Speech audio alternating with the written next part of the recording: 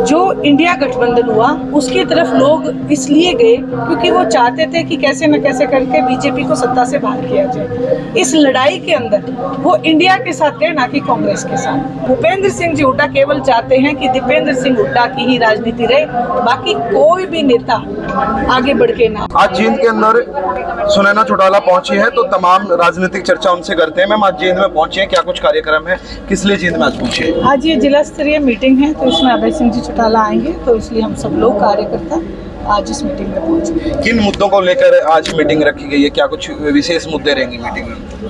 देखिए, हमेशा ही जिला स्तरीय मीटिंग्स होती रही हैं, उसी की चलन अब ये लोकसभा के चुनाव के बाद अभय सिंह जी मुखातिब होंगे और अपने जो कार्यकर्ता हैं उनमें एक मनोबल का संचार करेंगे और हम आगे बढ़ के विधानसभा की तैयारी करेंगे। मैम, लोकसभा चुनाव गया है, उसमें आपने देखे हालात इनेलो के भी, जेजेपी के भी, तो दीपेंद्र हुड्डा निरंतर कहते हैं कि इनकी तो जो लड़ाई है वो नोटा से है, इनेलो की भी और जेजेपी की, इनकी तो जो वोट बैंक है वो 0 हो गया, तो उसको लेकर आप क्या कहेंगे? देखिए, मैं सबसे पहले तो एक बात कहूँगी कि ये जो चुनाव था ये दीपेंद्र हुड्डा या भूपेंद्र हुड्डा का नहीं था, ये चुनाव था इंडिया वर्सेस एनडीए।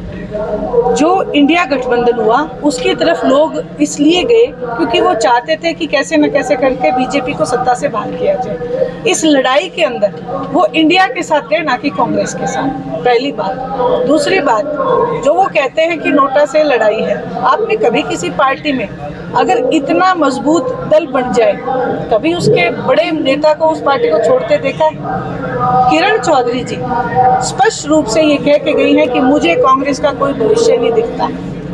वो किस लिए? वो सिर्फ और सिर्फ दीपेंद्र हुड्डा जी और भूपेंद्र सिंह हुड्डा जी के कारण। भूपेंद्र सिंह जी हुड्डा केवल चाहते हैं कि दीपेंद्र सिंह हुड्डा की ही राजनीति रहे, बाकी कोई भी नेता आगे बढ़ के ना आए। तो मैं उनकी बात का यही जवाब दूंगी कि आप अपनी पार्टी को संभालें, इंडियन नेशनल लोकल को संभालने के लिए अभय सिंह जी चौटाला काफी है। तो क्या लग रहा है मैम, इनेलो का जो विधानसभा चुनाव में किस तरीके का असर देखने को मिलेगा? लोगों का दोबारा से फिर से जुड़ाव हो पाएगा, किस तरीके से देख रहे हैं आप? लोगों का दोबारा नहीं, लोगों का जुड़ाव है इंडियन नेशनल लोकल के साथ। और जब हम गांव-गांव जा रहे थे लोकसभा के चुनाव में तो लोगों ने बड़े हाथ जोड़ के एक विनती की थी कि इस बार सिर्फ हमारा मकसद है कि हम एनडीए को सत्ता से बाहर करें, इसलिए हम इंडिया के साथ जा रहे हैं, ना कि कांग्रेस के साथ। स्पष्ट रूप से उन्होंने कहा। और विधानसभा के जब चुनाव होंगे तो अभय सिंह जी को इस बात का विश्वास दिलाया, हमें इस बात का विश्वास दिलाया कि इंडियन नेशनल लोकदल हमारी अपनी क्षेत्रीय दल है और हम अपने क्षेत्रीय दल को कतई कमजोर नहीं करेंगे, मजबूत बनाएंगे। मैम, एक जेजेपी पार्टी भी सुर्खियों में है, तो विधानसभा चुनाव में जेजेपी को कहाँ देखते हैं आप?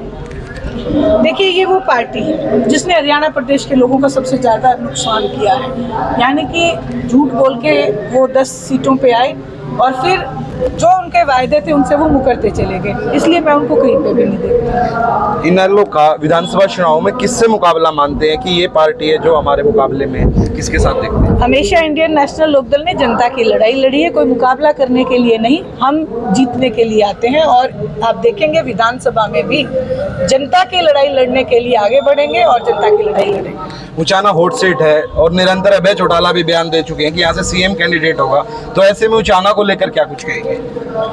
उचाना से अभय सिंह जी चौटाला भारी मतों से जीतेंगे और विधानसभा में जाके सीएम बनेंगे। देखिए, हमारे साथ सुनैना चौटाला मौजूद थी जिन्होंने हमें तमाम जानकारी दी और उन्होंने साफ कहा कि जो पब्लिक का मूड है वो इनेलो के साथ है। जींद से हरियाणा तक के लिए प्रदीप शोकल।